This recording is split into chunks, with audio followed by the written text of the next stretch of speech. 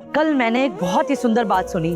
पता नहीं ये कथा है या सिर्फ एक आध्यात्मिक दृष्टांत, लेकिन इसका भाव इतना सुंदर था कि मैंने सोचा कि मैं इस भाव को आप सबसे भी साझा करूं, ताकि आप भी इस भाव का अनुभव कर सकें।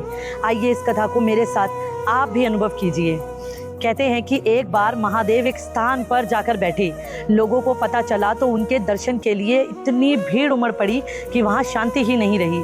महादेव मुस्कुराए और सोचा, चलो किसी मंदिर में चलकर बैठता हूँ, शायद वहाँ थोड़ा सुकून मिले। लेकिन मंदिरों में भी वही हाल हुआ। लंबी लंबी कतारें, भीड़ और हर कोई बस महादेव महादेव करके महादेव तक पहुँचना चाहता था। तब महादेव ने सोचा कि अब मैं कहाँ जाऊँ। फिर उनके मन में एक विचार आया, मैं हिमालय की उन ऊंची चोटियों पर चला जाता हूँ जहाँ पहुँचने के लिए इन्हें तप करना पड़े, कठिन यात्रा करनी पड़े, जहाँ हर कोई आसानी से ना पहुँच पाए। फिर महादेव पहाड़ों पर केदारनाथ, अमरनाथ जैसे स्थानों पर जाकर विराजमान हो गए। लेकिन मनुष्य भी कहाँ हार मानने वाला था। उसने पेड़ काटे, पहाड़ काटे, मासूम जानवरों का सहारा लिया और सफ़र आसान कर वो कुछ समय बाद वहाँ पर भी पहुँच गया। तब महादेव फिर सोच में पड़ गए और उन्होंने नारद मुनि जी को बुलवाया। मैं ऐसी कौन सी जगह हूँ नारद, जहाँ पर मनुष्य पहुँच ही ना पाए, और वहीं पहुँचे जिसके अंदर सच्ची भक्ति और मेरे लिए सच्चा भाव हो। नारद जी सोच में पड़ गए। फिर महादेव के खुद के ही मन में एक बात आई, एक जगह ऐसी है जहाँ मनुष्य सबसे कम आता है, लेकिन जहाँ मैं सबसे अधिक मिलता हूँ। और तभी उत्तर मिला, मनुष्य का अपना मन।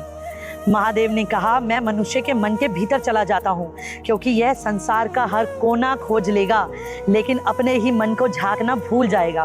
और यही तो हमारी सबसे बड़ी भूल है। हम महादेव को मंदिरों में खोजते हैं, तीर्थों में खोजते हैं, पहाड़ों में, गुफाओं में, कंदराओं में खोजते हैं, लेकिन अपने ही मन के भीतर खोजना भूल जाते हैं। और शायद इसी सत्य को हमारे ऋषि मुनि भी बता गए हैं कुछ स्तोत्रों के माध्यम से, जैसे कि न पापम न पुण्यम न सौख्यम न दुखम चिदानंद रूपा शिवोहम शिवोहम। जब मन शांत हो जाता है, जब अहंकार धीरे धीरे मिटने लगता है, जब भीतर केवल प्रेम, करुणा और भक्ति रह जाती है, तब समझ में आता है कि हम महादेव को बाहर खोजते रहे, जबकि उनका प्रकाश तो हमेशा से हमारे ही भीतर था।